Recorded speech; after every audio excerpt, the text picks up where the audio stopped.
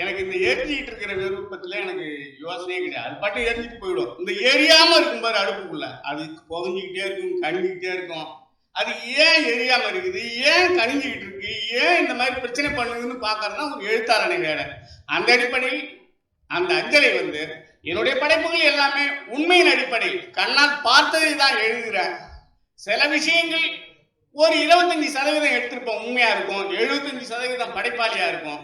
இந்த அஞ்சலை நாவல் 90% உண்மை, ஒரு 10% ஒரு படைப்பாளியா இருந்து அதை கோர்த்து வரிசைப்பட்டு எழுதினேன். அது உண்மை சம்பவம் தான்.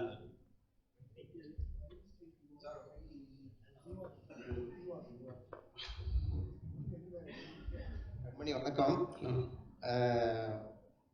அந்த அஞ்சலை நீங்க எழுதும்போது அஞ்சலையா இருந்திருப்பாங்க, இன்னைக்கு அஞ்சலை அம்மாலா இருந்திருக்கணும். எப்படியும் அவங்க நேரா சந்திச்சு நம்ம எல்லாம் பார்க்கறதுக்கு வாய்ப்பு இருக்குமா இனி வருடத்துல? அப்புறம் என்கிட்ட உள்ள பெரிய பலம், தொடர்ந்த மண்ணில் இறங்கி ஒரு எழுத்தாளரை களமாடிக்கிட்டு இருக்கிறேன்னா என்னை யாரும் எங்க ஊருக்காரங்க படிக்க மாட்டாங்க.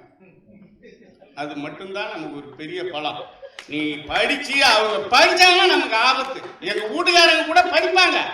என் பேர்ல அப்படி கண்மணி முனிசார் நம்ம வீட்டுக்காரன் எப்படி எழுதிருக்காங்க, எப்படி எழுதி கீழ்ச்சி என்ன எழுதி கீழ்ச்சிருப்பாங்கிறதுக்காக தான் அது படிக்குமே தவிர மற்றபடி படிக்குமா. என்னுடைய படைப்புகள் சொல்லு, நம்ம ஒரு அம்மா சொல்லுவோம் என் வாழ்க்கையை அப்படியே எழுதுங்க, ஒரு படைப்பாளியை அப்படியே எழுத முடியாது. அது செய்யக்கூடிய சீர்தனங்கள் கெட்ட இதெல்லாம் வச்சுதான் ஒரு படைப்பை எழுத முடியும். நான் இப்படியே செஞ்சேன், நான் ஏதோ ஒரு இல்லாத போனப்ப மனசு கேட்காம உங்ககிட்ட சொன்னேன்னா அதெல்லாமா எழுதியா இது மாதிரி பண்ணுவேன் அப்படின்னு சொல்லுவாங்க. அதனால இருக்கிறாங்க அவங்கெல்லாம் எனக்கு தெரியும்.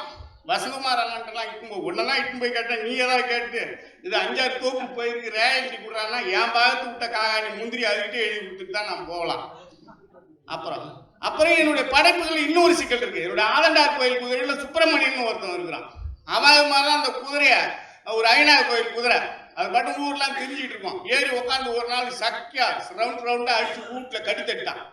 ஊர் சனங்கள்லாம் பாக்குது, ஏய் ஐநாறு குதிரையை ஓட்டான்டா, இவன் வேலை முடிஞ்சு போச்சுடா அப்படி இப்படின்னு நினைச்சிட்டு இருக்கான். அதுக்கு தான் நிறைய வேலை கிடைக்குது, ரொம்ப சந்தோஷமா இருக்கிறான். இப்படி இருக்கிற சமயத்துல தான் ஒரு நாள் அந்த அம்மா சொல்லுது, கனவுல நேற்று சுப்பிரமணியன் குதிரையில வந்தான் அப்படின்னு. உடனே ஏய் அது சுப்பிரமணியம் இல்லடா, அது ஐநாறா அப்படின்னு. இந்த கதை நான் டிவியில சொன்னதை அவன் பார்த்துட்டான்.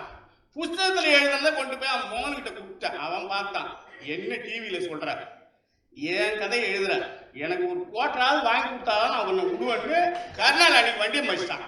இதனால படைப்பாலாம் சொல்றான், அவங்கள்ட்ட எல்லாம் போய் உங்களெல்லாம் இட்டு போய் காட்ட முடியாதாப்பா. ஒரு எழுத்தாளன்னு சொன்னா நம்புங்க, உண்மைன்னா உண்மை, அவ்வளவுதான். மிக்க நன்றி.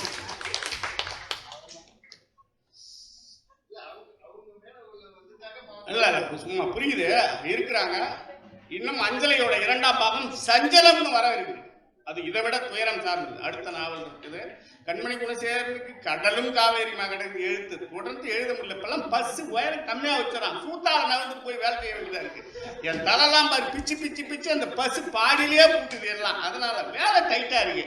எல்லாம் வரிசை அடுத்ததுலாம் எழுதும் நிற்குமா. சரி